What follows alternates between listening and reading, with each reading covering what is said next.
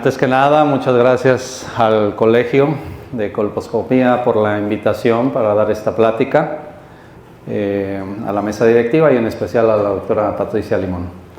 Pues el día de hoy el tema que me invitaron a dar era hablar un poco del cáncer cervicouterino y bueno, mi área que es radiooncología o radioterapia, pues bueno, vamos a hablar un poquito del manejo de la radiación, sobre todo en etapas localmente avanzadas, que es donde el papel de la radioterapia es mucho más importante. Sabemos pues que el cáncer cervicouterino en la actualidad todavía está considerado entre los principales tumores en mujeres. De acuerdo a las últimas estadísticas de Globocan del año pasado, pues todavía ocupa el cuarto lugar en incidencia en tumores en mujeres. Y a diferencia del 2021, el año pasado ya volvió a incrementar su tasa de mortalidad, ¿no? Ocupando en este caso el tercer peldaño.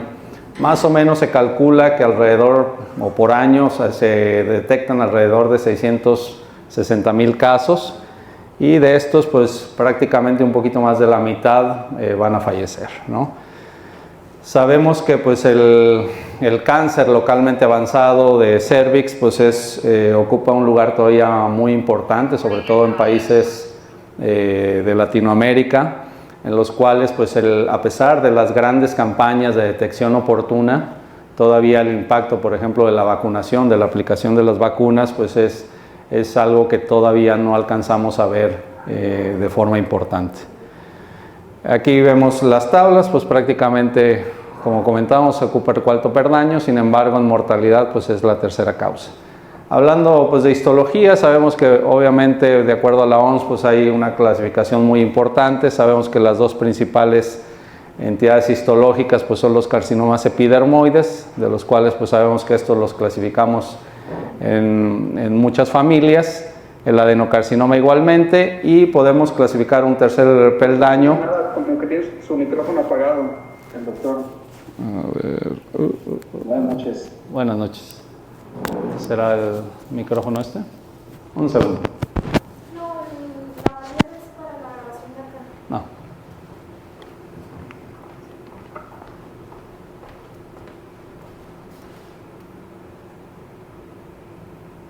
A ver, ¿puedo hablar? Bueno, ¿sí se alcanza a escuchar? Listo. Y pues entre el último peldaño pues ya sobre todo tumores indiferenciados o tumores neuroendocrinos, que sabemos que obviamente estos tumores pues son mucho más agresivos.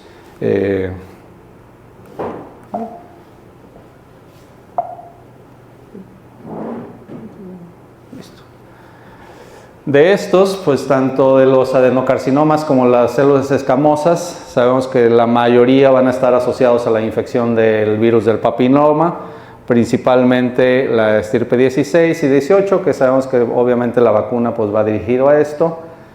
Y bueno, hablando del diagnóstico del cáncer, pues sabemos que el principal motivo de atención de estas mujeres pues va a ser el sangrado, que puede ser sangrado normal o sangrado poscoital. Y que bueno, generalmente en estos pacientes pues lo principal va a ser la atención, la examinación física para detectar si hay alguna lesión.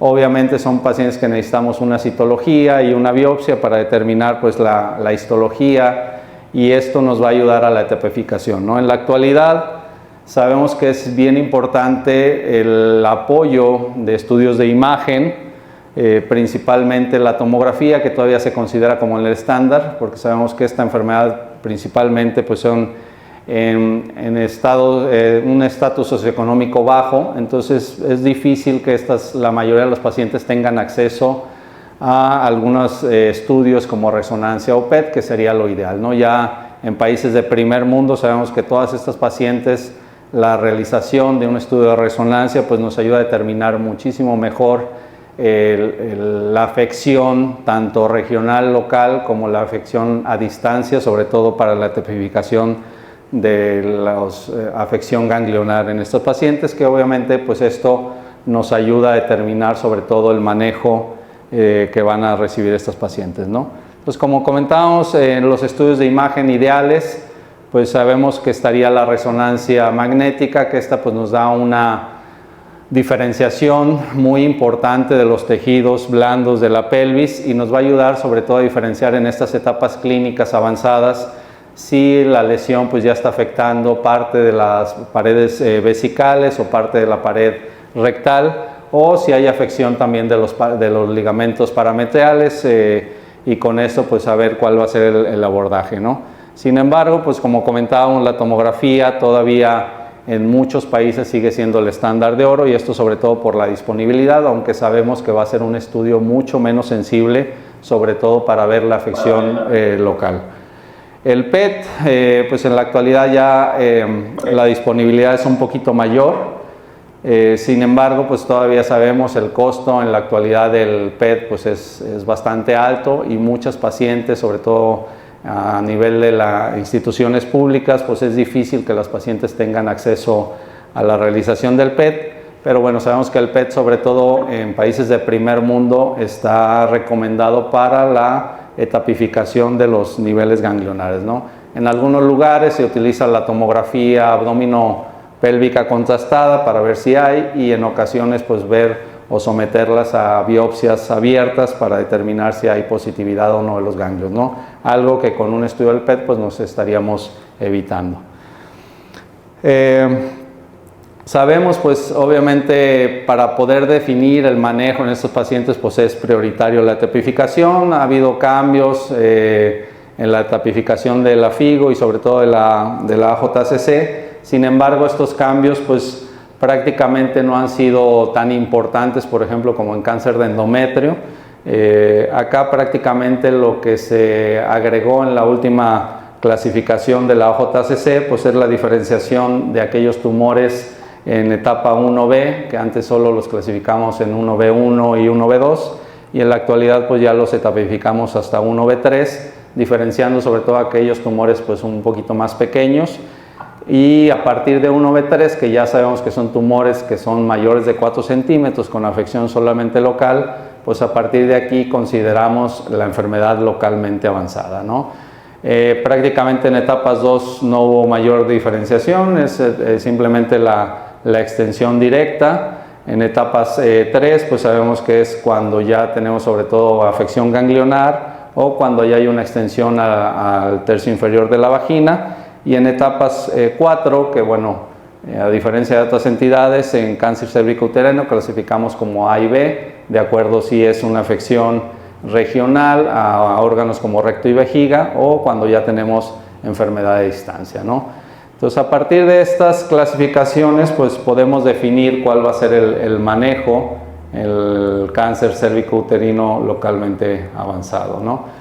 Es muy importante conocer esto, sobre todo tapificar adecuadamente a la paciente, porque la enfermedad localmente avanzada son enfermedades que de entrada no se considera un manejo quirúrgico, ¿no? Y muchas veces aquellos pacientes cuando no tienen una tapificación correcta o no tienen los estudios complementarios ideales, pues son pacientes que, bueno, sabemos que les vamos a afectar sobre todo en el control local, regional y sobre todo la expectativa de vida, ¿no? Entonces, sabemos que aquellos tumores de más de 4 centímetros, con excepciones muy claras que recomienda el grupo oncológico de ginecología, aquellas pacientes con tumores de bajo grado, en los cuales no hay una invasión muy profunda, pues pueden ser consideradas. Sin embargo, la mayoría de las pacientes ya con tumores de 4 centímetros se prefiere, por la gran posibilidad de afección de los ligamentos,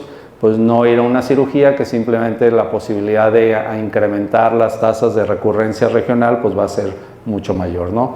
Obviamente ya etapas 3, etapas 4A, pues sabemos que son pacientes que definitivamente vamos a tener que ir a un manejo concomitante, principalmente siendo la radioterapia el tratamiento principal o la base en estas pacientes, ¿no? Los factores pronósticos importantes, sabemos que la etapa clínica es el factor pronóstico más principal en estos pacientes, y de aquí pues bueno, lo podemos clasificar o definir o separar también como aquellos pacientes con tamaño tumoral, Sabemos que pacientes, como lo comentábamos ya en etapas 1B3, es decir, tumores de más de 4 centímetros, pues su pronóstico va a caer. La profundidad de la invasión del estroma, si aquellas pacientes que tienen más de 1/3 de invasión del estroma, pues sabemos que su pronóstico va a caer. Si hay enfermedad ganglionar, que sería el segundo factor pronóstico más importante en estos pacientes, o si tenemos invasión linfovascular. Claro, pues si tenemos enfermedad a distancia, ¿no? Pues el factor o la calidad o el pronóstico en estos pacientes va a caer. El tratamiento en la enfermedad de cervix localmente avanzado, pues bueno, prácticamente de acuerdo a la tipificación, pues bueno, van a ser lo que estemos ofreciendo.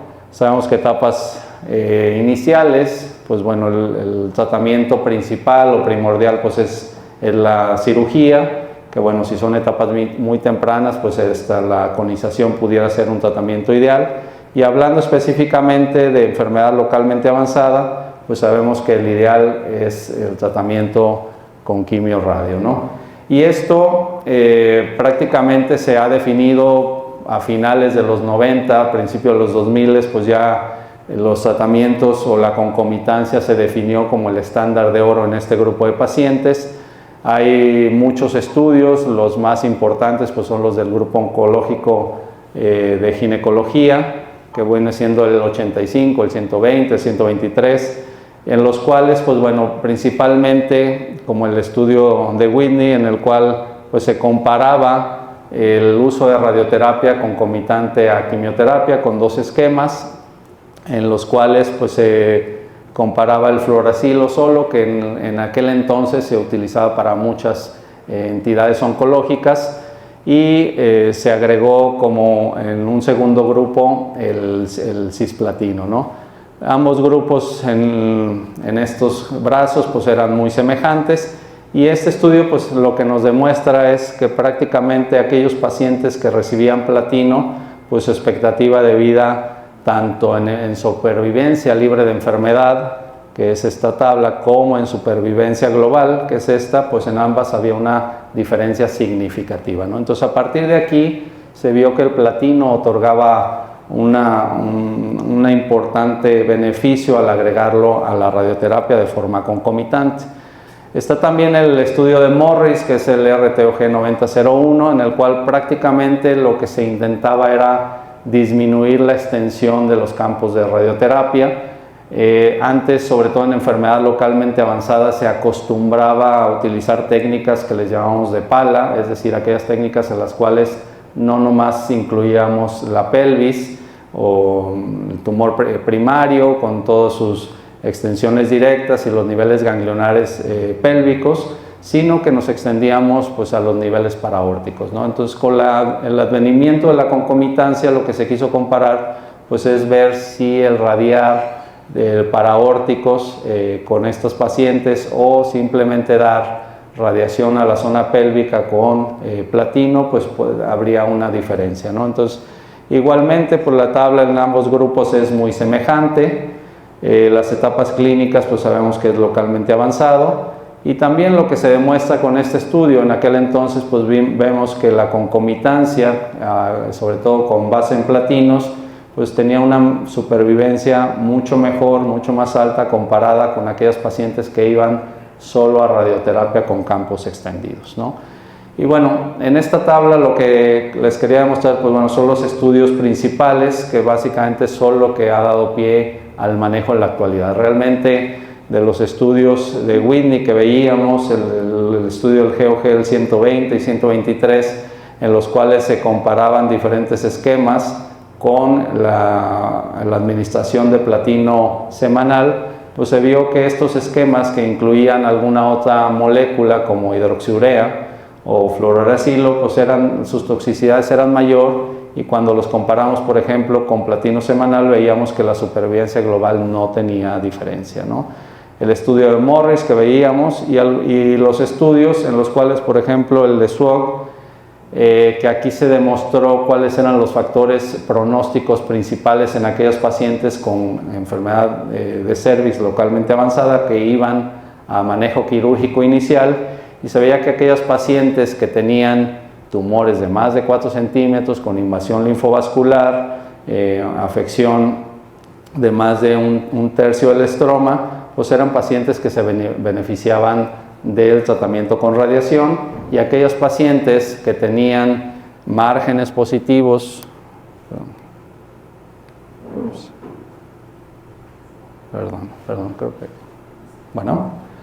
márgenes positivos o ganglios positivos, pues eran pacientes que se llegaban a beneficiar del... Creo que se le acabó la... Sí, lo está marcando en rojo.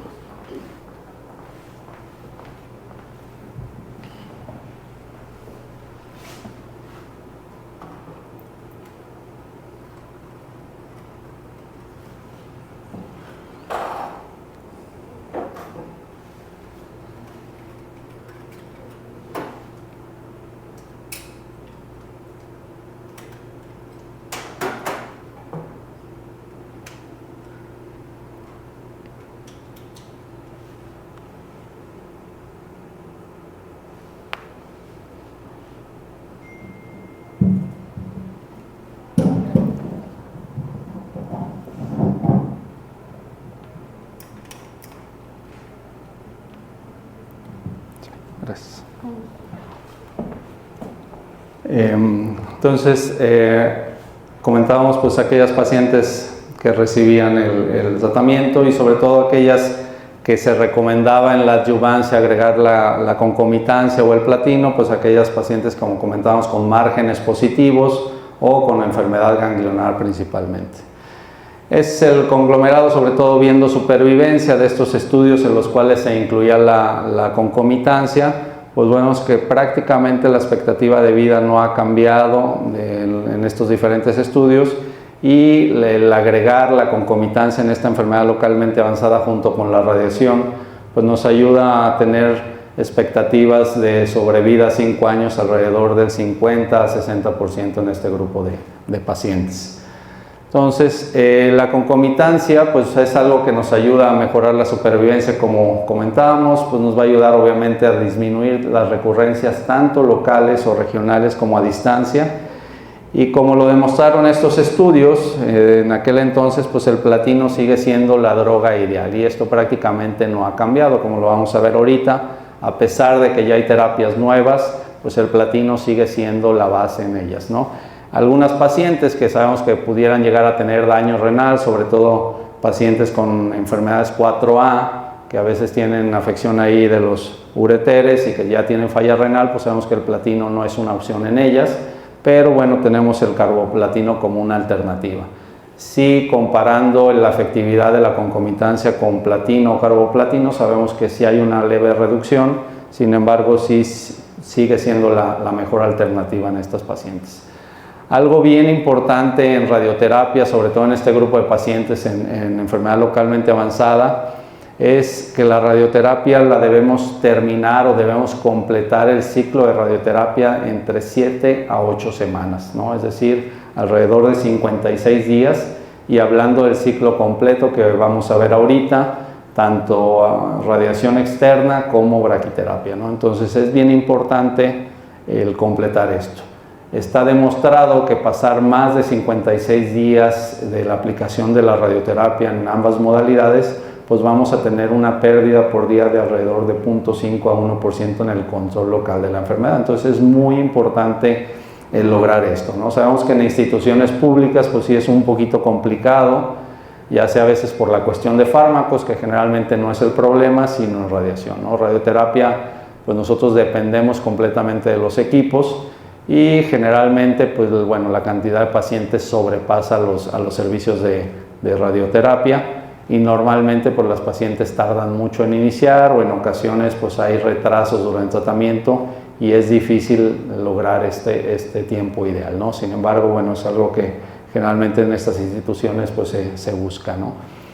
En la actualidad, como les comentaba, pues bueno, ya tenemos el advenimiento de terapias nuevas, que viene siendo la inmunoterapia, que bueno, sabemos que hay un racional para el uso o la concomitancia de la inmunoterapia junto con la radiación, es decir, dar concomitancias con inmunoterapia, Y esto porque sabemos que al aplicar radiación en un tejido vamos a desencadenar la cascada de respuesta inmunológica, ¿no? Y esto prácticamente desde el inicio de la radiación, alrededor de 1920, se veía que al administrar radiación en un tejido a veces teníamos respuesta a distancia, ¿no? Que es el famoso efecto Abskopal, pero y esto pues bueno, una vez que ya hubo un poquito más de entendimiento, se veía pues que realmente estas respuestas iban en relación a los efectos inmunomoduladores y cambios que condicionan la radioterapia en el microambiente tumoral y en el microambiente de los tejidos de alrededor, ¿no? Y esto principalmente dado por la acción de los linfocitos T, principalmente citotóxicos, ¿no?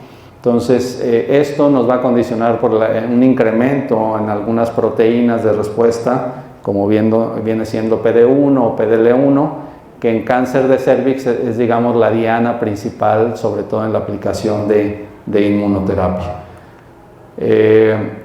La inmunoterapia, a pesar de que en la actualidad vemos que esto ha habido un advenimiento importante, realmente, de hecho, desde antes del conocimiento de los rayos X, en 1896, ya Colli, un médico cirujano, llegaba a aplicar o llegaba a inocular estreptococos en pacientes, principalmente lo hacía en pacientes con sarcomas de extremidades, pacientes que ya no eran candidatos a ninguna terapia, y a partir de ahí se llegó a demostrar que esta aplicación o que las respuestas inmunológicas llegaban a tener respuestas parciales a estos pacientes, ¿no?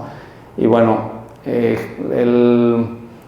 la nueva aplicación de la inmunoterapia, pues bueno, fue a partir prácticamente del 2012. La inmunoterapia, su boom o el grupo principal ha sido el cáncer pulmonar, que realmente es lo que ha solidificado la aplicación de inmunoterapia. Sin embargo, en la actualidad la inmunoterapia se está aplicando para muchas patologías, incluyendo las ginecológicas, ¿no? Entonces, esto es, como comentábamos, pues bueno, al nosotros aplicar un tratamiento, una dosis de radioterapia a un tumor, pues sabemos que el tumor va a tener una liberación de ciertos antígenos, y estos antígenos, a través de las células dendríticas o las células presentadoras de antígenos, pues bueno, van a hacer una activación de los linfocitos T, ¿no? Esto ayudado por la cascada de las interleucinas, principalmente la 2 y la 7, y el factor de necrosis tumoral beta. Esto, pues bueno, activa los linfocitos van a tener una migración hacia las células o hacia donde está el tumor, y esto va a hacer que tengamos una respuesta inmunológica sobre el tumor por el efecto de estas moléculas o de estas proteínas que vienen siendo PD1 o PDL1, en el cual, bueno, generalmente el tumor, digamos, incrementando la respuesta o la efectividad de estas dos proteínas, pues tenemos una respuesta inmunológica, digamos, inversa, ¿no? Es decir, es una forma de que el tumor trata de evitar esta respuesta inmunológica. Sin embargo, bueno, en todos estos pasos sabemos que vamos a tener diferentes dianas inmunológicas, como pudieran ser algunas aplicaciones de vacunas, algunos factores de crecimiento del endotelio, o por ejemplo lo que se usa principalmente en cáncer de cervix, pues terapias anti-PD1 o anti-PDL1, ¿no? Lo que buscamos es evitar que el tumor tenga esta cascada en el cual tengamos este ligando de PD1, PDL1 y tengamos una disminución en la respuesta inmunológica, ¿no? Entonces, prácticamente lo que se busca en la inmunoterapia en cáncer de cervix, pues es atacar esto, ¿no? En la actualidad, la inmunoterapia en cáncer de cervix, pues bueno, todavía está avanzando, a pesar de que ya teníamos estudios como el CALA de hace unos años publicado, en el cual no hubo un beneficio en la aplicación de la inmunoterapia. Se ha seguido investigando con algunas otras moléculas, por ejemplo el estudio del Keynote, el 826, en el cual se agregaba pembrolizumab, que es una terapia anti-PDL1. Sin embargo, esto ya aplicado en la actualidad a tumores recurrentes o metastásicos. No está todavía ni siquiera recomendado como una línea o primera línea en aquellas pacientes, aunque sean enfermedad localmente avanzada, la aplicación de terapia blanco, ¿no? Este estudio, el Keynote, pues bueno, por lo menos en pacientes con recurrencias o enfermedad metastásica, pues vemos que el agregar inmunoterapia a la terapia de quimioterapia o radiación, sabemos que tienen una mejoría en la expectativa de vida. Tenemos este otro estudio del Empower, que es con otra molécula, que es el Cemiplimab, en el cual, pues bueno, había una comparación con un brazo en el cual el oncólogo tenía la posibilidad de elegir entre diferentes moléculas de quimioterapia, y aquí también el estudio, pues bueno, vemos en aquellos pacientes también con enfermedad recurrente o metastásica, veíamos que la inmunoterapia tenía cierto beneficio en cuanto a la posibilidad o la expectativa de vida en estos pacientes, llevando este estudio en el primer corte a 3 años. En la actualidad ahorita está corriendo este otro estudio que es el Atomic, que lo que se está utilizando es el dostarlimab, que también es una terapia anti-PDL1, en el cual, pues bueno, prácticamente las pacientes con enfermedad localmente avanzada, que recibían el tratamiento convencional de quimio-radioterapia, pues bueno, que tenían respuestas ya sea parciales, se van a brazos ya sea de no recibir, sobre todo en aquellos pacientes con respuestas completas, y aquellos pacientes a las cuales se da inmunoterapia de sostenimiento, ¿no?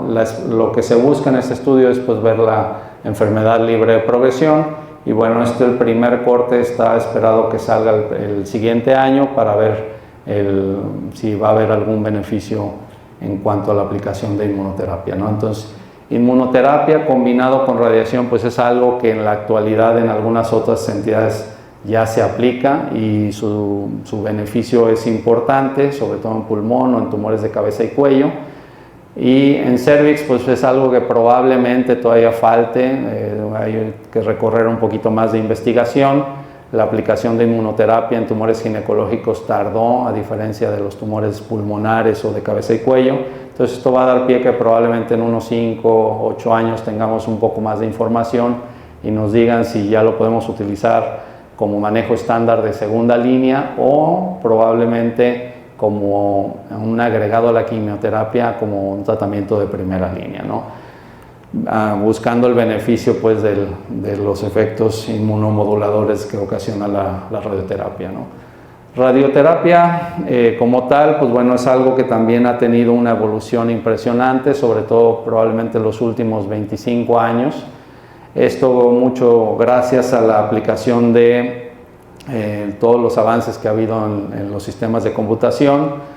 De inicio, por los tratamientos de radioterapia, sobre todo la radioterapia clínica o la que comentábamos como 2D, pues era realmente una radioterapia muy artesanal, en la cual pues lo que nosotros podíamos tratar o lo que se trataban eran áreas muy grandes, tratábamos volúmenes muy grandes, y esto obviamente teníamos toxicidades muy importantes en los pacientes, ¿no? Sobre todo hablando de nivel pélvico. Sin embargo, bueno, ya con la aplicación, por ejemplo, del uso de imágenes como tomografía, que bueno, esto ya tiene más de 40 años, pues bueno, ya vino el advenimiento de lo que conocemos como radioterapia conformada, que es, digamos, como el mínimo estándar recomendado en la actualidad a nivel mundial. Y el avance, pues bueno, ya con los equipos nuevos y los sistemas de planeación nuevos, pues bueno, tenemos lo que llamamos radioterapia de intensidad modulada, que básicamente con estas modalidades y con esta tecnología pues nos permite ser mucho más exactos, mucho más precisos en la administración de la radiación en los pacientes, ¿no? Antes de nosotros iniciar con un tratamiento de radiación, pues necesitamos hacer lo que llamamos simulación. Como les comentaba previamente, esto era clínico, era completamente, digamos, a una exploración, y de acuerdo a referencias anatómicas se establecían áreas muy grandes. En la actualidad, pues la simulación nos apoyamos con un tomógrafo o alguna resonancia, o de hecho podemos fusionar hasta imágenes de PET, en las cuales pues buscamos utilizar diferentes sistemas de fijación que, dependiendo del área que vayamos a tratar, pueden variar mucho. Generalmente para radiar pelvis lo que usamos pues ya sean unos cojines fijos o cojines que les llamamos al vacío, en los cuales una vez que el paciente se acuesta sobre la mesa, pues el cojín o el colchón agarra la forma del paciente y este cojín se saca al aire y queda con la forma del paciente, ¿no? Sabemos que los tratamientos de radiación son tratamientos largos, entonces estos sistemas de fijación deben de durar pues todo el tratamiento, ¿no? Esto nos ayuda mucho. Uno, lo que buscamos es que la posición del paciente sea cómoda, ¿no? Porque para nosotros es muy importante que no tengamos movimiento ni durante la sesión ni en las diferentes sesiones, ¿no? Entonces los sistemas de fijación buscamos que esta posición sea lo más cómoda posible y sobre todo que esto sea reproducible, es decir, que en las diferentes sesiones, 25, 30 sesiones que vaya a recibir la paciente, pues que la posición sea la misma todas las sesiones, ¿no? Una vez que tenemos la adquisición de imágenes, pues bueno, adquirimos estas imágenes en sistema y en la actualidad lo que hacemos pues es definición de volúmenes, ¿no? Es decir, ya no nos interesa radiar un área completamente, es decir, lo que se hacía antes, por ejemplo, con radioterapia 2D, en las cuales pues bueno, estaba muy definido los límites de los campos, ¿no? Que prácticamente era en la intersección de L4 y L5 como límite superior, los agujeros obturadores y 2 centímetros del hueco pélvico, y con esto pues lo que se trataba de incluir pues eran todos los relevos ganglionares, obviamente también incluyendo el tumor primario, ¿no?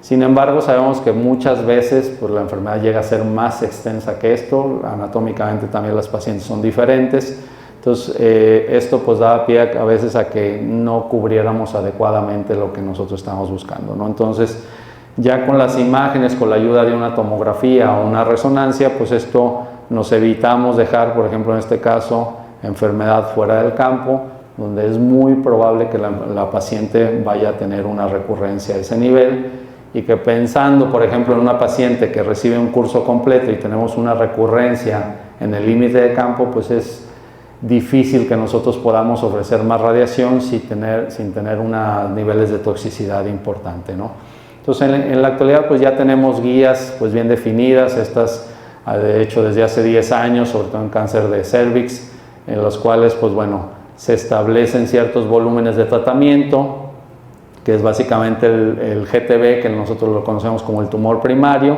y a esto le vamos a incluir pues todos los tejidos que consideramos de alto riesgo, que pueden llegar a tener enfermedad, y esto pues lo definimos a nivel de la tomografía, ¿no? Esto nos va a dar diferentes volúmenes. Obviamente nosotros también necesitamos definir nuestros órganos de riesgo, ¿no? Porque la planeación pues va con la intención sí de que nuestros volúmenes de tratamiento reciban las dosis ideales de radiación, sin embargo también que nuestros volúmenes o nuestros órganos a nivel sobre todo del área pélvica, o cuando ya tenemos que tratar paraórticos, sobre todo riñones y esto, pues reciban las dosis mínimas precisamente con la intención de que la paciente no vaya a tener toxicidad, ¿no? Entonces, digo, no sé si se alcanza a ver por los colores, pero bueno, prácticamente lo que se incluye o se recomienda incluir en una paciente con cervix localmente avanzado, pues bueno, es desde los ilíacos comunes, nos vamos para abajo hacia los presacros,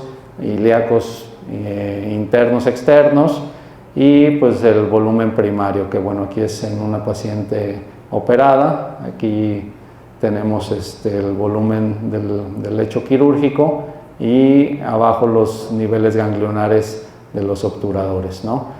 Si la paciente tiene una enfermedad más avanzada, que ya tuviera extensión al tercio inferior de vagina, pues bueno, en esos pacientes de hecho nos tenemos que extender e incluir, por ejemplo, los ganglios inguinofemorales, ¿no? Porque la posibilidad de ya tener enfermedad a este nivel pues es muy alto.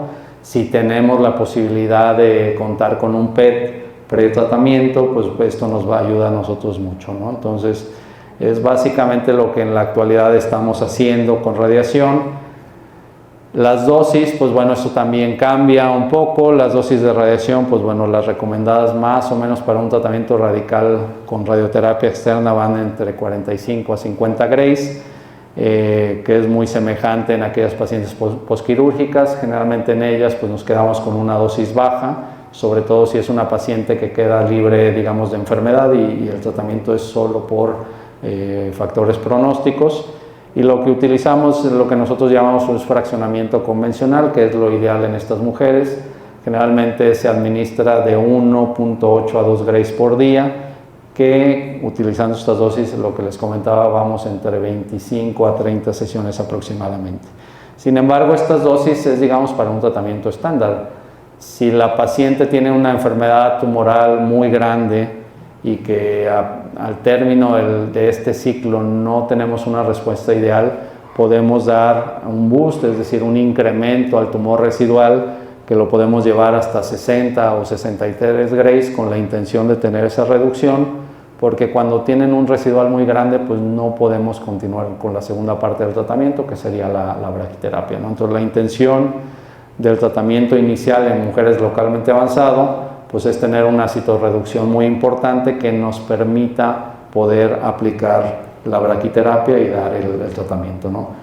En la actualidad, pues bueno, lo que comentábamos, las técnicas de IMRT o VIMAT, básicamente pues tenemos al paciente acostado en la mesa y lo que hace el equipo pues es prácticamente gira alrededor del paciente, toma inicialmente unas imágenes y posteriormente empieza a administrar la radiación, ¿no? El cabezal, pues bueno, a diferencia de lo que tenían los equipos primarios o los aceleradores o los famosos cobaltos, pues bueno, ya tiene un sistema que le llamamos de multihojas aquí en el cabezal, que nos permite ser o delimitar muy bien las zonas que queremos radiar y proteger todos los órganos que están en el área, ¿no? Entonces, por ejemplo, aquí comparando un tratamiento que le llamamos con radioterapia conformada, pues vemos básicamente el área o el volumen que estamos radiando es muy grande, ¿no? Estamos radiando muchísimo tejido sano que no tendría por qué recibir las dosis terapéuticas o las dosis que estamos indicando. Y en la actualidad, con las técnicas de radioterapia intensidad modulada o VIMAT, que es, digamos, una evolución de esta modalidad, pues podemos lograr la administración de la radiación de esta forma, ¿no? Es decir, a los sitios de interés, que en este caso, pues bueno, estamos un poquito arriba, hablando aquí de los relevos ganglionares, de los ilíacos y de los sacros, ¿no?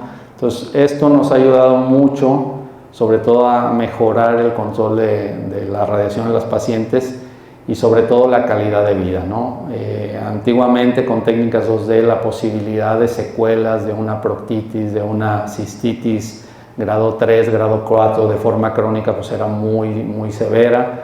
Las pacientes pues quedan con sangrados que en ocasiones tienen que quedar con colostomías derivativas para controlar los sangrados rectales, y en la actualidad pues esa es la posibilidad de ver una paciente que recibe un tratamiento completo con técnicas de intensidad modulada y braquiterapia, pues bueno, es muy bajo, ¿no? Es de que no la veamos, pero realmente comparado con antes, digamos, la incidencia ha disminuido muchísimo en la toxicidad, sobre todo grado 3 y la grado 4, ¿no? Braquiterapia, pues les comentaba, es la segunda parte del tratamiento, prácticamente es una forma diferente de administrar radiación. Es esencial en pacientes con cáncer ginecológico, de hecho también en pacientes con endometrio, en muchas de ellas pues el tratamiento es braquiterapia sola. En cérvico-uterino localmente avanzado es un complemento de la radiación externa, y aquí básicamente lo que buscamos pues es ya dar una radiación muy focalizada, ¿no? Pero bueno, para lograr esto les comentaba, la citorreducción que tenemos que tener inicial debe ser importante. Si la paciente tiene todavía mucha carga tumoral al término del tratamiento de radiación externa, pues es difícil que nosotros logremos colocar los dispositivos para la aplicación de la braquiterapia, que bueno, ahorita los vamos a ver, ¿no? Hay muchos aplicadores para realizar esto. Los más famosos o los más utilizados, sobre todo en Latinoamérica, pues sigue siendo el sistema Fletcher, en el cual pues bueno, cuenta con una sonda que va a ser intrauterina y unos colpostatos que nos ayudan a dar una dosis ahí en el tercio superior. En la actualidad pues bueno, ya hay muchas variaciones, algunas en las cuales aparte de los colpostatos pues vienen con agujas para poder hacer algo intersticial, sobre todo en aquellos pacientes que tenemos todavía afección a nivel ahí regional, y que sabemos que con los puros colpos o la sonda no vamos a lograr cubrir adecuadamente la dosis. Aquellas pacientes que son muy estrechas, pues bueno, la combinación de sonda con un cilindro, ¿no? que generalmente llega a ser difícil poner un colpo, sobre todo ahí en el cervix, y algunos otros como los anillos, ¿no? que estos son, digamos, de las últimas aplicaciones. Generalmente los anillos es también con la intención de colocar algunas agujas aquí en el anillo y dar una radiación intersticial ahí al tumor primario. Esto está recomendado sobre todo cuando ya hay una respuesta, sin embargo que todavía el tumor o el volumen tumoral cuando vamos a braquiterapia es importante, ¿no? En México pues todavía y Latinoamérica se utilizan las dos modalidades. Conocemos la braquiterapia de baja tasa de dosis, que fue la inicial. De hecho, a sus inicios de la braquiterapia pues realmente lo que se utilizaba era radio, ¿no? que era pues extremadamente tóxico para la paciente, para todo el personal de salud, por la liberación de los gases.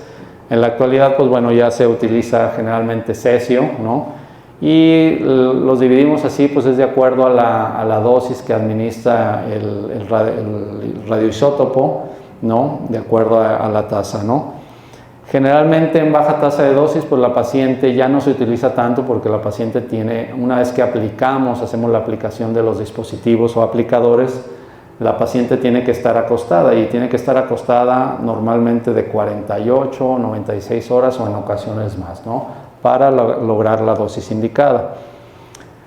En la actualidad, pues bueno, la mayoría de los lugares lo que se utiliza pues es braquiterapia de alta tasa de dosis, que esto pues mejora mucho, ¿no? La dosis que podemos administrar en una sesión pues es muy alta, ¿no? La tasa de dosis es muy alta comparado con baja tasa. Entonces, un beneficio muy importante en braquiterapia de alta tasa es que también esto lo podemos hacer con ayuda de imagen, ¿no? con ayuda de una tomografía o una resonancia, que es algo que con los aplicadores de baja tasa no podemos realizar, ¿no? Entonces, en alta tasa de dosis, básicamente lo que se hacen también son sesiones, son aplicaciones como la radioterapia externa. Generalmente, ahorita lo vamos a ver, hay muchos esquemas, de hecho recomendados por la Asociación Americana de Braquiterapia. Normalmente los más utilizados van de 4 a 6 aplicaciones.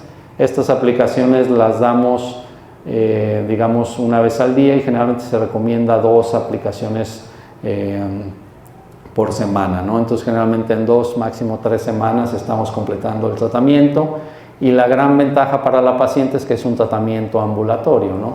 Prácticamente la forma de aplicar es muy semejante, con el apoyo de un anestesiólogo, con algo de sedación para que no sea incómodo, sobre todo la colocación de la sonda intrauterina. Una vez que tenemos el aplicador listo, se hace una tomografía y pues igualmente como en la radioterapia externa en la actualidad, pues definimos volúmenes y se hace un plan de tratamiento ya apoyados con sistemas de planeación, ¿no? que previamente, sobre todo con braquiterapia a baja tasa, pues prácticamente lo único que definíamos eran los famosos punto A, en los cuales se buscaba que ese punto, que se pensaba que era el límite donde estaban los parametrios, ¿no? que era 2 centímetros arriba del cervix y 2 centímetros laterales, que a ese punto pues recibiera la dosis ideal.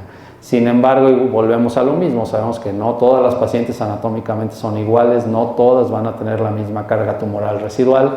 Entonces, algo que hace la braquiterapia de alta tasa, pues que bueno, generalmente los sistemas de planeación utilizamos tomografías, sin embargo, podemos complementar con la realización de una resonancia, y como vemos aquí, tenemos una gran diferencia en lo que podemos observar en una tomografía o en una resonancia. La resonancia pues nos define muchísimo mejor el volumen residual y sobre todo los órganos de que hablamos de riesgo, que prácticamente los más importantes para nosotros en braquiterapia ginecológica siempre va a ser la vejiga y el recto, y esto pues con los sistemas de planeación pues nos ayuda, ¿no?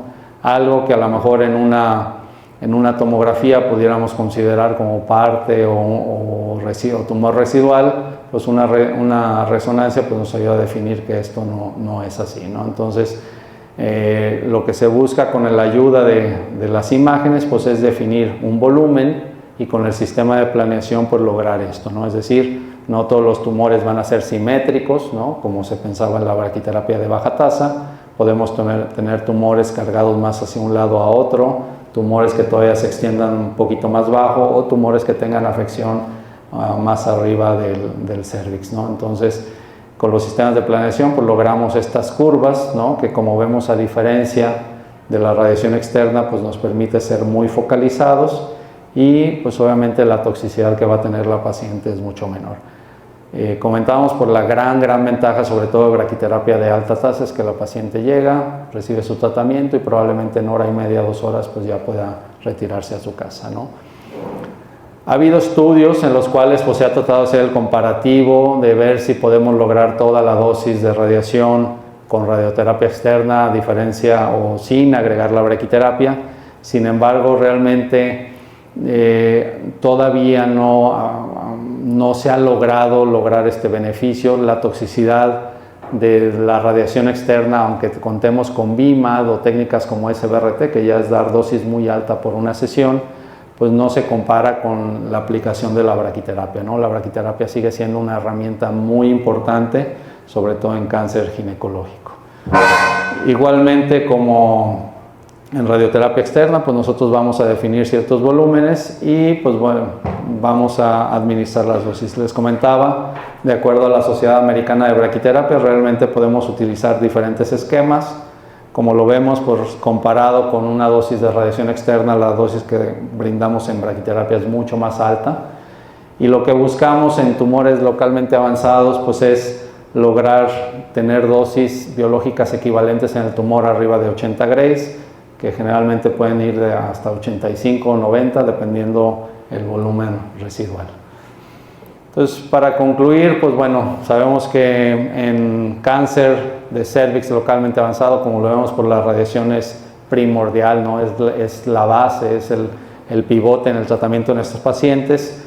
La quimioterapia, la inmunoterapia, pues sí nos aportan, mejora el beneficio, pero bueno, está bien demostrado que, por ejemplo, el retirar braquiterapia o retirar radiación, pues bueno, el control en estos pacientes pues es pésimo, ¿no? Entonces, la radiación es esencial en el manejo en estos pacientes. La evolución de lo que viene siendo la radiación ha dado un paso importantísimo, y esto sobre todo, repito, en la toxicidad, ¿no? Vemos que las mujeres pueden lograr o llevar su vida prácticamente normal durante los tratamientos de radiación, incluyendo braquiterapia, y las toxicidades tardías a 3, 5 años, sobre todo esas proctitis o cistitis, pues son muy bajas, son menos del 2%. La braquiterapia, les comentaba, pues es esencial, todavía no hay técnicas de radiación externa que la puedan suplir. Y bueno, la inmunoterapia, aunque es una terapia novel en cáncer cervicouterino, en tumores ginecológicos, pues todavía el beneficio que ha demostrado en el manejo en estos pacientes pues todavía está limitado. Hay estos estudios que les mostré que parece que sí hay cierto beneficio, sin embargo, creo que la aplicación de la inmuno como terapia de primera instancia o primera línea en tumores cervicouterinos localmente avanzados, pues todavía va a tardar, va para unos años, ¿no? Hay que esperar sobre todo los resultados del Atomic y algunos otros estudios que están utilizando algunas otras moléculas diferentes, pero bueno, los resultados todavía están en veremos, ¿no? Entonces sería todo y pues muchas gracias.